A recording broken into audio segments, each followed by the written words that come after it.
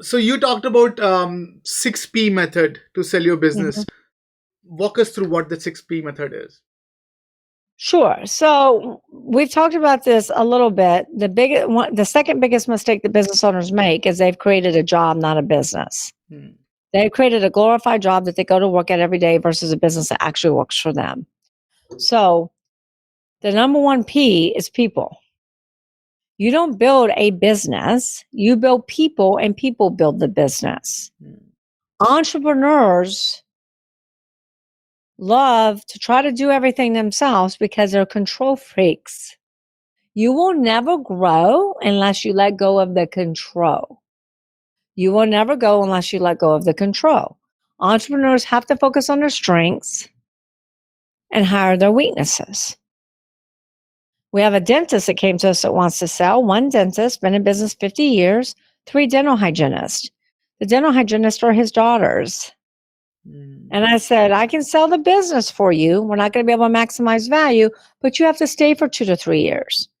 And he said, oh, no, we're not staying. I said, well, if you're not staying, you're not selling because all you have is a job. You don't have a business. So people is number one, because the biggest problem with businesses is that the business is 1,000% dependent upon that owner. So you have to focus on your strengths, hire your weaknesses, get the right people in the right seats. So many business owners have the right people, but they have them in the wrong seats. And then you need to ask the who question. Who opens the door? Who handles customer service, marketing, legal, accounting, manufacturing, logistics, environmental? The list goes on and on. The clue is you should never be next to the who. You should never be next to the who because you want to build a business to run without you. Business owners have to work on their business and stop working in the business. So people is number one. Without people, you have no company. You have a job. Make sense? Yeah. Number two is product. You have to ask yourself, is your product, your industry, or your service on the way up or on the way out? Is it thriving or dying? Do you have an Amazon or do you have a Blockbuster and you're about to go bust? And unfortunately, because of this pandemic, industries that were once thriving are now dying. So business owners have to stop being transactional and start becoming transformational. If you're in a dying industry, now think about this. 70% of businesses are going out of business that have been in business 10 years or longer. The reason for that is because they stopped doing AIM, always innovate and market. And they stop asking these transformational questions. Your bottom line, Vijal, is you're either growing or dying. There is no in between. So you have to ask yourself these 3 questions. Amazon did this back in the 90s. Amazon asked themselves, what business are we in? So every one of your business owners should pause right now and ask themselves, what business are we in? Amazon said, we're in the book selling business. We sell books. The second most important question is, what are our core competencies? What do we do really well? What is our USP, our unique selling proposition? What do we do better than everybody else? Amazon said we do fulfillment better than everybody else.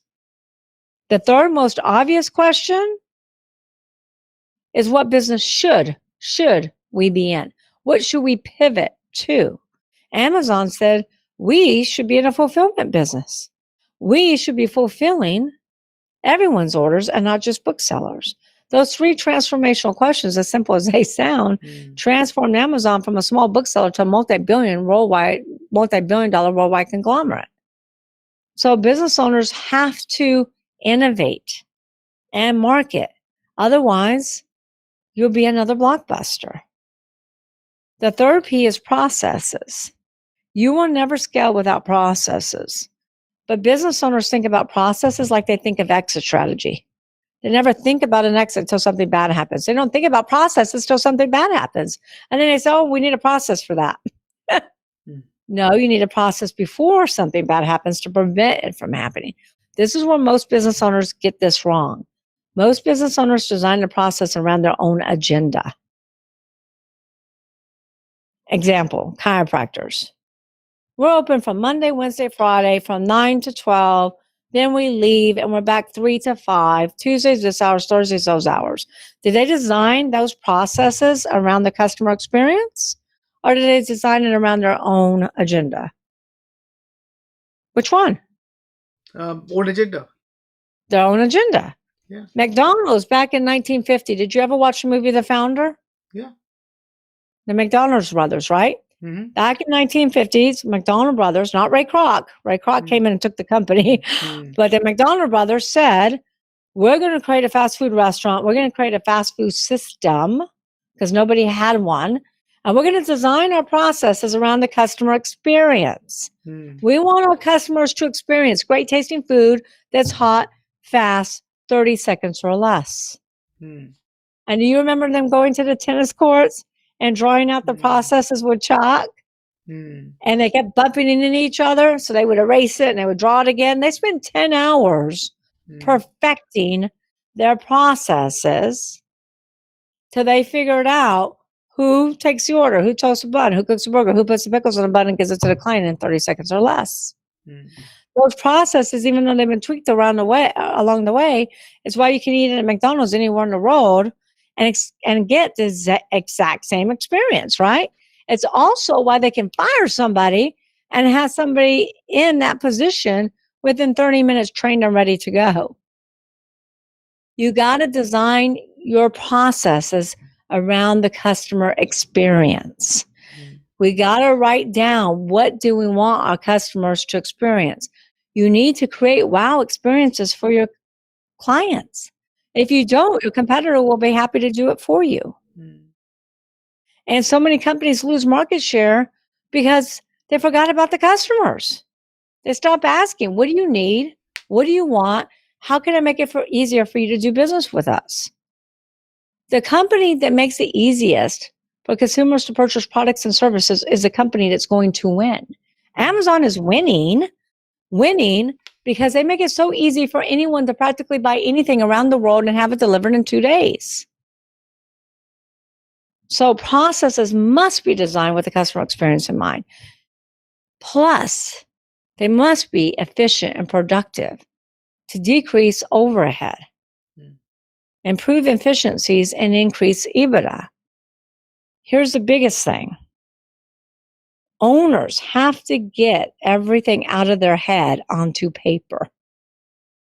You got to have those policy and procedure manuals, as SOP checklist, employee handbooks, non-competes, employee contracts. We're selling a fabrication company, been in business 50 years, 2 owners, 4 employees. They're like, Michelle, we can fabricate anything for anybody, anytime. Where is all of that knowledge? In their head. So we got to get that knowledge out of their head onto paper. And this happens again and again and again in almost every single business, where all the expertise is in that owner's head. If something happens to the owner, the business is done. The business is gone. So processes have to be designed with the customer experience in mind, and the owners have to get all the data out of their head onto paper. Okay, so that's processes. The next P, any questions about that? No, I think it's fascinating. Please carry on. The 4th P is proprietary. So let me give you a crash course on valuations. Businesses that have an EBITDA of less than $1 million will typically trade anywhere from 1 to 3 times EBITDA. Some might go for 3.5 to 4, but they better have some synergies, proprietary synergies. Businesses that have over $1 million in EBITDA will typically trade for 5 times EBITDA and up. Proprietary is the number one value driver. It can take you from a 5 multiple to a 7 or an 8 or a 9. You have to build your proprietary assets. So proprietary is the number one value driver. There are 6 pillars to proprietary. Number 1 is branding. The more well-branded you are, the more I can sell your company for, as long as your brand is relevant in the mind of the consumers. Is anybody going to pay for Blockbuster? No. No. There are 5 steps in the branding ladder. Do you want to know what those 5 steps are? Sure. Number one is brand absence. 95% of businesses live in brand absence, where consumers have no idea who you are and what you do. Then you go from brand absence to brand awareness. To at least a consumer knows what you do and who you are. Then you go from brand awareness to brand preference, where I say, I prefer Diet Coke over Pepsi. Then you go from brand preference to brand insistence. Brand insistence is, so I'm a speaker. Before this pandemic, I spoke all over the country and I would stay at a lot of different hotels. And I would, at lunch, I always order a Diet Coke. And they're like, is Pepsi okay? No, Pepsi is not okay. If I thought Pepsi was okay, I would order Pepsi. I only drink Coke. So brand insistence is I only drink Coke. I only use Apple products. I only Xerox. That's brand insistence. Make sense? Brand advocacy is at the highest level. Brand advocacy, when you get to brand advocacy, you're making so much money you don't know what to do. It's always better when somebody else sells you than when you sell yourself. Brand advocacy is when I would say, Vishwa, go Google this. Vishal, go Xerox. Chill, have a Coke. You follow me? That's brand advocacy. So the biggest, most valuable brand in the world is, do you know? Apple. Apple. Stop right there. Apple. $359 billion. That's just the brand. That's not assets, cash flow, inventory, real estate, AR, accounts receivables. That's just a brand, $359 billion. So build your brand, build your exit. Trademark's extremely valuable. Trademark your company name, trademark your slogans, your logos, your anything that's unique to you. Like I trademarked Exit Rich. Trademark your podcast. Here's a mistake that business owners make. They go to GoDaddy, they get a domain and go, ooh, we got the domain. Then they go open up the business in their state and get a local state trademark. But they never check the federal database to make sure that company name is available. I've seen businesses operate for 5, 10, 15 years and all of a sudden receive a cease and desist letter in the mail and they have to stop using that company name. And they could have been in business for 15 years, branding. And all of a sudden they got to stop using that company name and start all over again. So spend the $1,500 to $2,000 and trademark everything that is unique to you. Even products. We have a company that we're selling for about $60 million. They have 12 different products. Each product has a federal trademark. Each product is exclusive to a retail chain. They have one product in Walmart, one product in Target, one product in other stores. That strategics will pay a lot of money for that. What we're talking about right now are synergies. The strategics are willing to pay you a higher multiple on. Patents are another one. If you've ever watched Shark Tank, what does every single investor always ask every single inventor? Do you have a patent on that? Do you have a patent pending? Do you have a utility patent? Their offer is always contingent upon a patent. We sold a business for $18 million. It wasn't making any money, but they had 18 patents. Contracts are another synergy. Manufacturing contracts, distribution, vendor contracts, exclusive contracts, franchisor that has franchisees. Client contracts are the most valuable because buyers will pay more money for client contracts, especially if it has a subscription model with recurring revenue. Here's where most business owners get this wrong. I've never seen a business owner get this right in my 20 plus years of experience. They never put the 2-sentence transferability clause that says this contract is transferable to the new entity. Interesting. 99.9% of all sales are asset sales, not stock sales. If the buyer doesn't agree to a stock sell and the clients won't sign a consent to transfer, your deal could fall apart. So this is a huge golden nugget. You know, there was a business brokerage firm that sold to a private equity group. They had 1,500 franchisees. The private equity group paid millions. The due diligence team never looked at the contracts. The contracts were not transferable. Oh my God. So they decided to throw a big celebratory party to get everybody to sign to consent to transfer after the closing. The franchisees didn't like the private equity group. Only one franchisee agreed to sign the consent to transfer.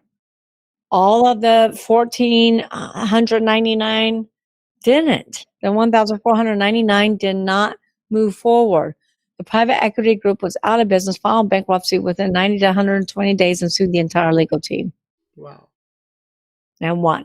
So make sure you have that transferability clause. Databases are huge. If you nurture your databases and they can be retargeted and repurposed, then we can sell it for a lot of money. Facebook paid $19 billion for WhatsApp. How much money was WhatsApp making? Zero. Yeah. They were hemorrhaging. But they had a synergy. They had 1 billion users. So WhatsApp knew they could monetize and they could ROI on the sale of that business. And then celebrity endorsements are huge. We have a client that has products in front of Oprah. Oprah endorses our products. Strategics and competitors will pay a lot of money for that because they want to get their products in front of Oprah. And celebrities can only endorse one vertical at a time. Cindy Crawford only endorses Rooms to Go. You don't see her endorsing any other furniture company. Same thing with radio personalities. Radio personalities are huge for strategics because they can only endorse one vertical at a time. One skincare company. If that skincare company stays with that celebrity endorsement or that radio personality, nobody else can get in. Same thing with e-commerce businesses. Any of my e-commerce businesses, pay attention right now. If you can get the top 3 to 5 spots on Wayfair, Etsy, Amazon, eBay, Modern, in your category of what you represent, then strategics will pay a high multiple for that. So these are synergies that buyers will pay more for. Make sense? Yes. And then the 5th P is Patreons. This is your customer base. Most business owners follow the 80-20 rule, where 80% of the revenue comes from 20% of their clients. That's called customer concentration. I'll give you a quick case study. We were selling a manufacturing business, oil manufacturing, and 70% of the revenue was tied up with BP. We appraised the business for $9.8 million. We had 550 buyers look at it. We narrowed it down from 550 buyers down to 12 buyers. We got 12 letter of intent. But every single LOI had a contingency that if they lost BP, they would lose a huge portion of the sales price.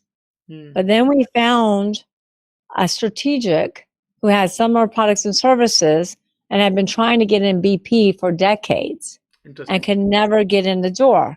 So they said, we want this business. We're going to pay whatever we have to pay, because once we're in BP, we get our products in that door and it's going to catapult that business to the next level. So they paid $15 million for 70% of the company, which was 126% more than what the business appraised for. Interesting.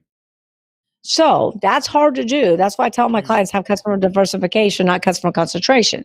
The last P, the most important P to all entrepreneurs, Vishal, is profits. We're all in business to make money. But here's the deal. Lack of profits is never the problem. It's always the symptom of not operating in one of the 5 Ps. Clients come to me all the time and say, Michelle, I have a profit problem. I'm like, no, you have a people problem. No, you have a process problem. Lack of profits is never the problem. If you're operating on all 5 Ps, you're going to be very profitable. If you build your business on this infrastructure, you're going to be sustainable, scalable, profitable, and when you're ready, you'll have a sellable asset.